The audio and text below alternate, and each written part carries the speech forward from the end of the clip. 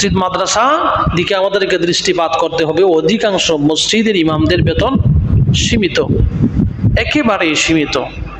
সীমিত হওয়ার কারণে তারা নানান ধরনের অসাধু উপায় অবলম্বন করতে বাধ্য হয়।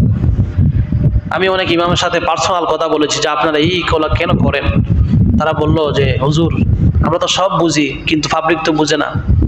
এমনিতে দাওয়াত দিয়ে হাদিয়া দিবে না যদি কোনো পলিসি অবলম্বন না করে। না, একটা সিস্টেম করে পাবলিক থেকে টাকা নিতে হয়, এমনিতে দেয় না।